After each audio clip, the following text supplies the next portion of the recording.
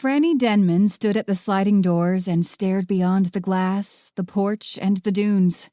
She didn't belong here, not at the beach, and not in this dreary February world. Angry crests foamed out of the churning, steel-gray Atlantic and rode the waves to a cold shore swept by a frigid wind, the same wind that whipped up the sand and tossed the tall, weedy dune grasses. An occasional super gust shook the house. She touched the glass as it shuddered. A lone man moved along the wooden walkway that crossed over the dunes between this house and the beach. With slow, determined steps, he hunched forward as he fought the wind. His jacket and hooded sweatshirt were inadequate, plastered against him by nature. She watched him, wondering if he'd end up at this door and what she would do if he did.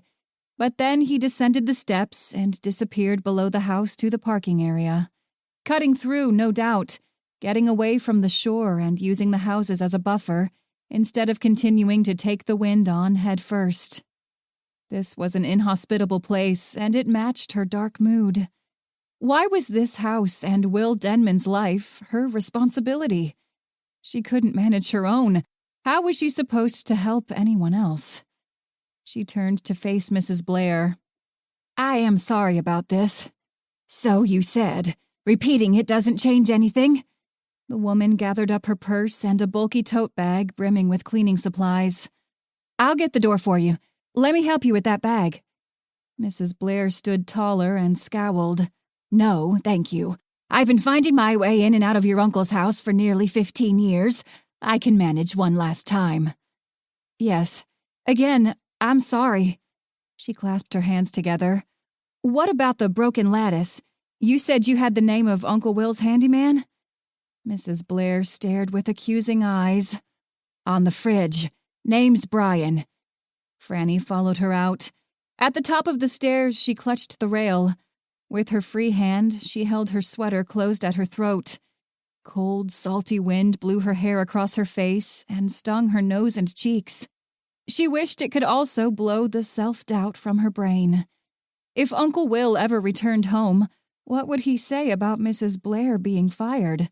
She was a cleaning lady, yes, but one with a 15-year history. If he did come home, it wouldn't be soon. More likely, never. Back inside, she dialed the thermostat down, leaving just enough heat to keep the pipes from freezing. Had she left anything undone? No, there wasn't much to the place. Her uncle's furniture had no particular style or age. Strictly thrift shop. There was no elegance, no shine, not even the customary beachy wicker or white rattan. It was a retired sailor's home. Captain's Walk, he'd named it. This house was small, only a ranch style, but it was oceanfront and thus had a grand name. This house, inside and out, was unremarkable except for the observation deck.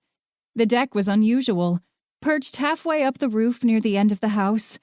But this time of year, well, with a veritable gale blowing, the idea of sunning herself wasn't appealing. "It's just a house. No interest in dolling it up." Uncle Will had said that to her a year ago when they'd met for the first time. One meeting out of a lifetime of opportunities, and only then because he'd called and asked her to come see him. She'd visited him again after that and had meant to return sooner, but she hadn't, and now he wasn't here. Magnets secured bits of scribbled paper to the front of the refrigerator. One magnet listed local emergency numbers. A smaller green magnet had a bank name and number. Another advertised a pizza delivery place. There it was. Brian Donovan. His name and phone number were written in large block letters on a neatly torn square of paper. She disliked talking to strangers, even over the phone, but she got lucky this time because the voicemail answered. "Mr. Donovan? I'm Will Denman's niece. Grandniece, that is.